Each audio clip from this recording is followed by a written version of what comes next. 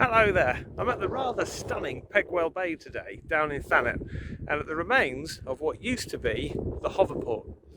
Now, underneath us we can see cracked concrete and the old pan where the old great hovercrafts took off from across the English Channel. There's the remains of broken concrete, snapped up girders, and the remains of a once thriving industry. Now, why am I here with the wind blowing and howling through the ears? Well, what I wanted to talk to you about today was an idea called skills shapes. Now, skill shapes are relatively new and something that MC has been involved with over in the US, and it's something that we're talking about far more here in the UK.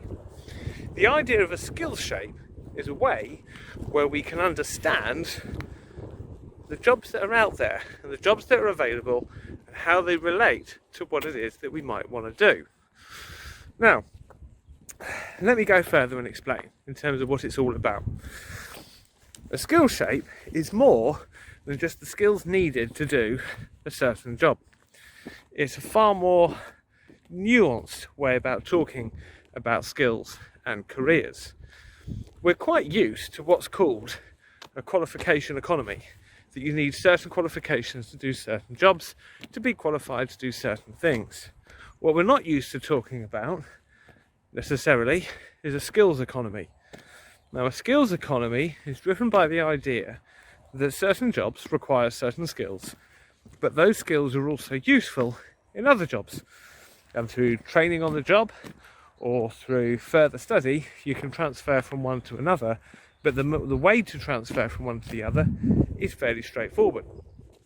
So, for example, you might find that you're very practical and you've got some really good practical skills, and you might be saying something like motor vehicle, and you transfer across to something that requires a similar set of skills, maybe like key cutting, but even say something like bakery, making bread or cakes even. Now, the idea of a skill shape is based on the idea that we now have the means to measure and assess the skills that we each have and that we each carry. And this is really important, particularly in days of upheaval, where the economy can be a bit up and down, where the certainty for certain jobs is a bit up and down as well. Hence, here I am down at the old hoverport, which is now a nature reserve. Automation, we hear, is replacing jobs, but there's lots of other things that put our jobs at risk, makes our jobs at risk. So let's talk a bit more about these skill shapes. There's a very simple principle behind it, in that, for example, if you were, say, an accountant in maybe one of the small towns that are out there, that the skills that you need to do that job are going to be also different to, say, if you're an accountant working in a city and maybe for a big firm or something like that. But if we can measure those skills, if we can truly assess those skills, we will find a profile that matches. And then from understanding that profile, we can see what other profiles are similar, what skills are similar, and we can all start talking the same language: education, employers and employees. Now, MC have started to do some really interesting work about this, and if you actually have a look on the US side of things of their company, and you look up, there's an article called The Geography of Skills. It's well worth a read because it goes into far more detail. It came out a few years ago. They've got a beta version for their skills match in this country that you can have a go at, and you can use that to help build CVs and develop your profiles. So it is very much a work in progress, but it does rely on the principle of having the data available to us now. So we now live in a world of big data, where that data allows us to make those assessments and start to make considerations for it.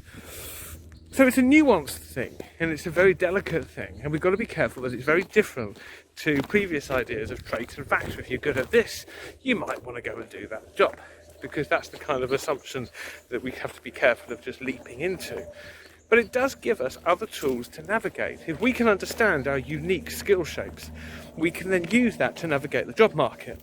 If we find there are lots of vacancies for particular types of skills, or shall I say particular jobs with certain types of skills, we can develop our skills to meet those local labour market needs, or national labour market needs, or even global labour market needs, if we can understand the actual skills that are in demand. Now, we talk a lot about transferable skills and the ability to transfer skills from one thing to another. Indeed, in the graduate job market, we talk about the 80% rule, that 80% of all graduate jobs you can get into with any job due to transferable skills. And often, that is where the conversation ends. However, if we are truly able to understand what skills we have, and we can communicate those skills to potential employers, we can then market ourselves and hopefully get the jobs that we want. But equally, if employers are clear on what transferable skills they're actually after, we can make sure we've got them. We can make sure that we're developing those skills. When we look at things like graduate training programs, we can make sure that the skills are being addressed. When we look at things like actual university courses, we can find out, are those courses developing those skills alongside whatever other knowledge that we're looking to develop as well. When we're looking at trainee programs for, say, apprenticeships or NVQs, work-based training, we can look to the extent to which skills are being developed. So if we start talking far more about skills, but in a way which is far more intelligent, where we have the data, it could be amazing.